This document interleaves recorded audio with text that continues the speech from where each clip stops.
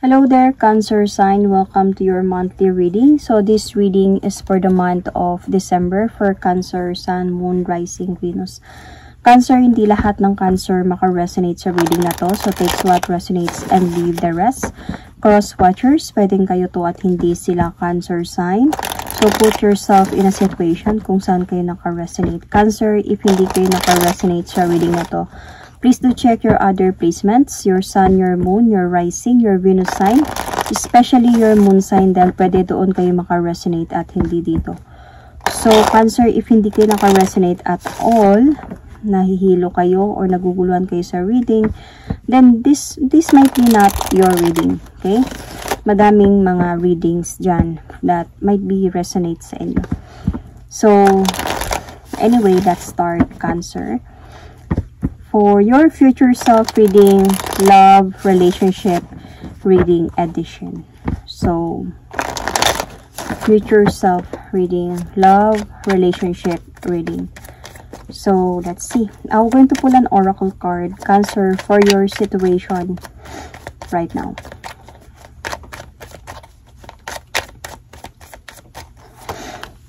Focus. Oh, Cancer, somebody is spying on you. Eyes for you, fascinated, watching. So, might be Cancer, this is not a good omen or hindi siya magandang sign that this person is not just watching. As you can see sa card naman, parang nakakatakot. Kasi parang feeling ko, this person is either obsessed with you, making do something wrong pag pinapanood ka, or might be this person is someone who is galit sa'yo, or ex mo ba na galit sa'yo, or let's just see ano yung mga nangyayari. This is fascinated eh. Feeling ko might be this person is obsessed with you. Naka-focus kasi talaga siya sa'yo eh. Cancer. Or baka ikaw to, Cancer, ha? Mahilig pa naman yung Cancer people na mag-stalk. Or baka katapat mo na to. Okay? Take note, cross-watchers. Pwedeng sa inyo to at si Cancer yung nag-stalk sa inyo. So, let's see for your cards. Future self-reading, love, relationship, reading edition. Cancer, Sun, Moon, Rising, Venus. Cancer, December.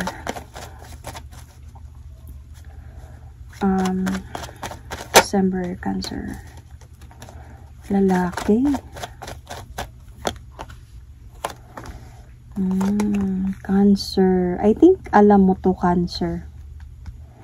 Alam mo to, itong person na to. Feeling ko nga parang hindi ka nakakatulog. Siguro ginugulo ka siguro ng taong ito.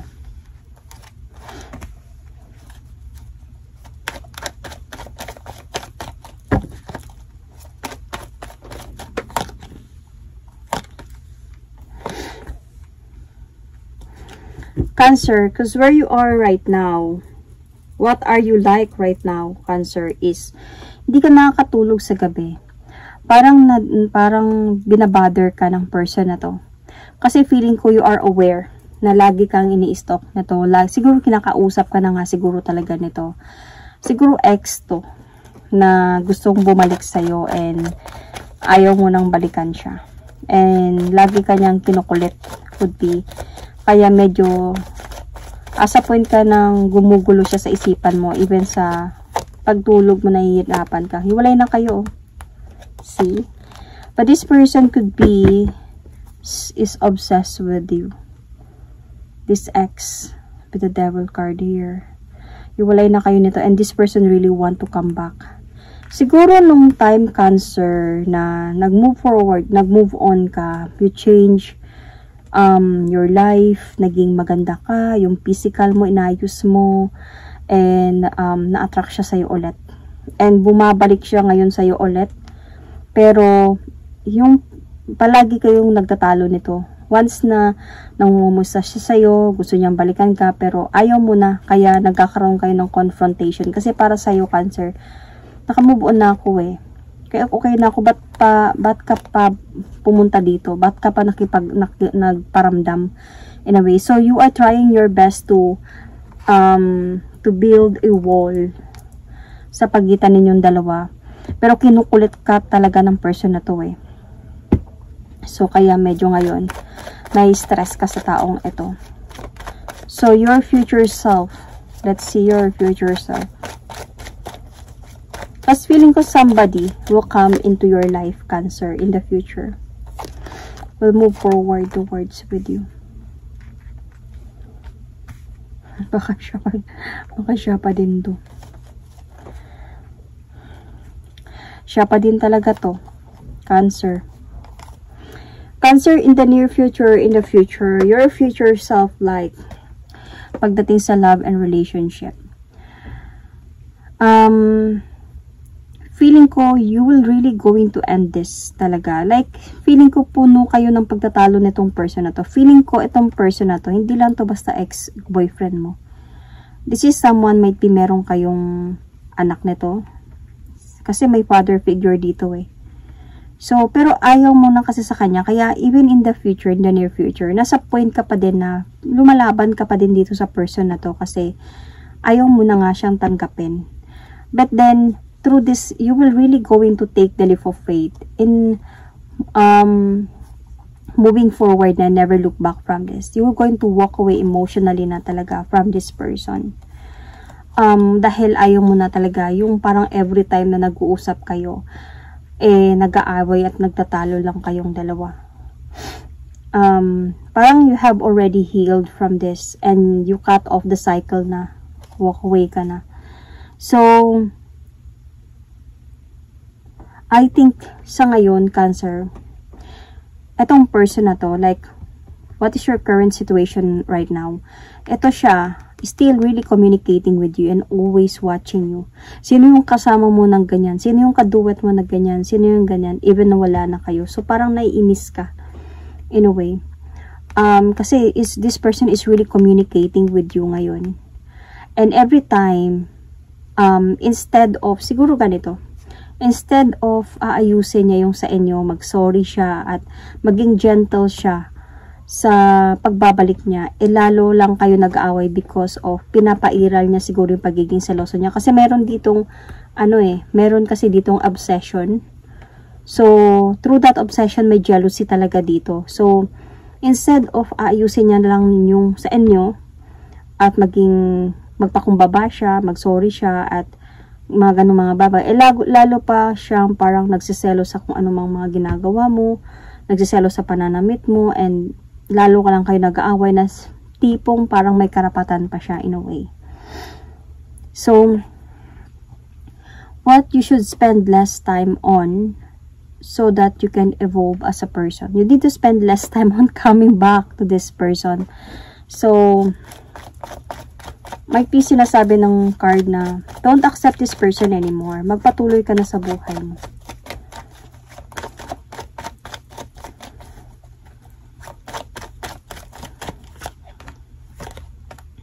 See? Kasi feeling ko, Cancer, kahit papano, kahit hindi mo siya tinatanggap, kahit tinatakwil o iniiwasan mo siya, inaaway kahit mo siya, may nararamdaman ka pa din dito sa kanya eh. Kasi dahil siguro may anak kayong dalawa. May feelings ka pa din kasi nakikipag-usap ka pa din eh. Kasi someone who really move forward na. Someone who will never talk to an ex anymore. Kumbaga kung nag-move forward ka na talaga and wala ka ng pakialam sa kanya, hindi mo na siya kakausapin pa. Bahala ka sa buhay mo. Magdusa ka dyan, hindi kita kakausapin. Kasi wala naman na tayo at wala na akong pakialam sa'yo. Pero dito kasi nakikipag-usap ka pa sa kanya, nakikipagtalo ka pa sa kanya, whatever it is. Kasi may nararamdaman ka pa. But you need to spend less time on this, accepting this person again. Kasi you really need to walk away na dahan-dahan from this person. Kasi there's a possibility na baka matrap ka na naman sa person na to. May ugali kasi to siya eh. baka matrap ka na naman and baka pagsisihan mo to one day. Siguro isa sa dahilan kung bakit nagkipag-usap ka sa kanya, siguro sa unang message niya sa iyo is like parang about sa anak ninyo or mga anak ninyo, and then about you, about ganyan, then suddenly bigla na siya naging harsh, bigla na siya naging seloso ulit, biglang kahit wala pa man kayong official na pagbabalikan. So, what you need to spend more time on so that you can evolve as a person. You need to spend more time on not talking to this person. Spend more time on no communication sa person na to.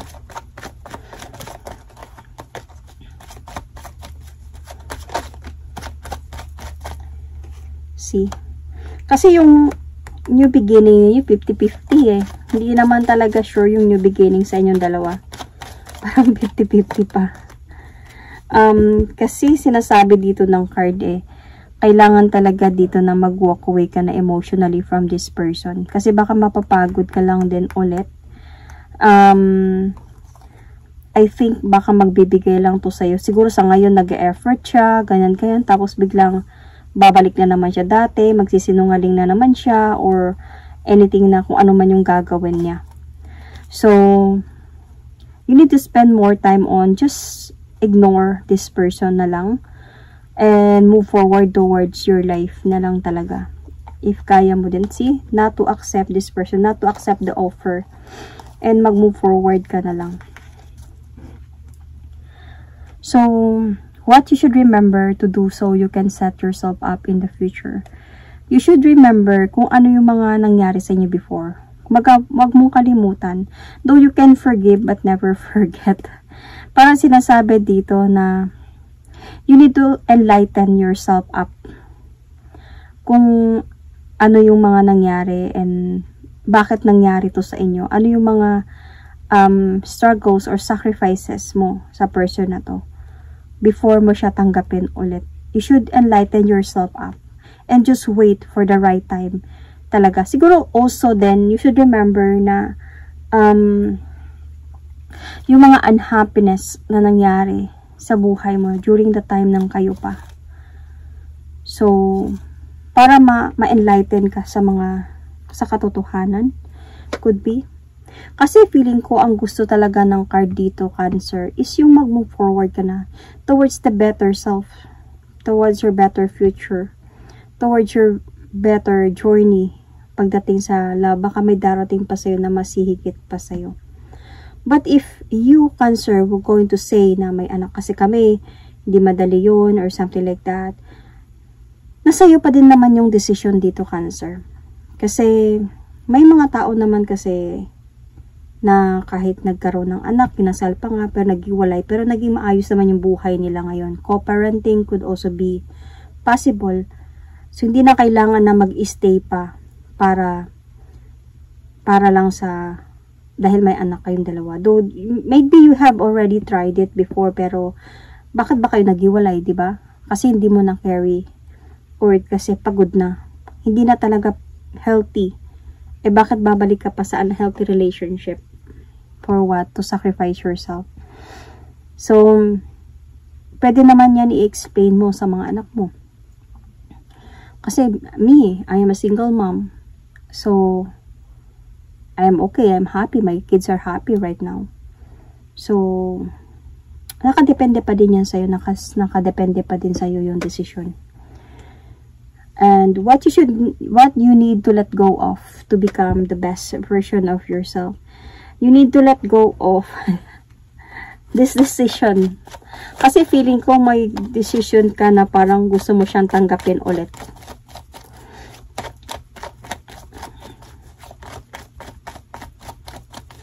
Cancer. Okay? Dahil siguro sa mga sinasabi niya, kung bakit siya bumabalik, at you should let go of this and not to accept the offer talaga. Might be somebody will come into your life and mas deserving pa dito. Baka one day, ngayon lang to, tapos salukuhin ka niya ulit. So, baka magsasacrifice ka na, mapapa-challenge ka na naman sa pagsasamang ito. So, Cancer, siguro ganito.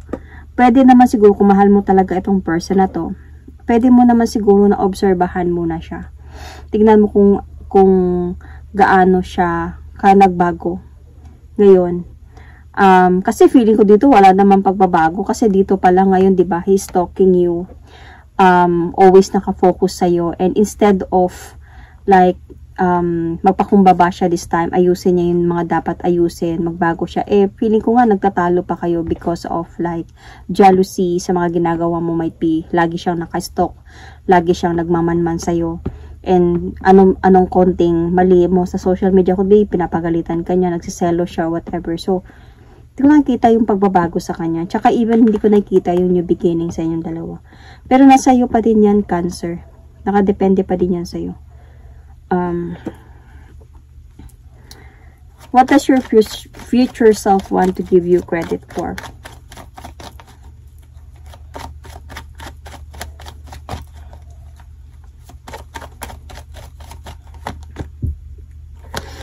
So, Cancer, in the future, ito yung parang sinasabi sa'yo na if tatanggapin mo siya, there is a possibility, yes, mabubuo kayo ulit. Might be as a family. Pwedeng maging masaya kayo ulit. But, pwedeng panandalian lamang yun. Kasi there is a possibility, baka abot na naman kayo sa point na magkakaroon na naman siya ng iba, majijagod na naman siya, and pwedeng magdi-disappear na naman to siya. Magiging cold na naman yung pagsasama ninyo, na naabot na naman sa point of, hindi na naman siya sure kung papunta siya sa'yo, papunta siya doon sa isa. Or might be same thing, cycle will not end if you will not going to cut it off. So, in the future, there's a possibility, ganito yung mga nangyayari. So, kailangan mo talaga mag-decide for your own good, for your children, for yourself, na much better to move forward, to move on, to rebuild yourself. Kung nasaan ka ngayon, nung time na wala siya, naging okay ka na, baka someday may dadating sa'yo na someone na magmamahal. Magmamahal ng totoo sa'yo. So, what do you have that potential to accomplish? So, honestly, Cancer, hindi ko talaga nakikita dito yung potential na ma-accomplish mo to kasi there's a possibility na pakatatanggapin mo din tong person na to. And also you are very confused sa nararamdaman mo, sa magiging decision mo sa relationship na meron kayo, or sa decision mo dito sa pagbabalik ng person mo.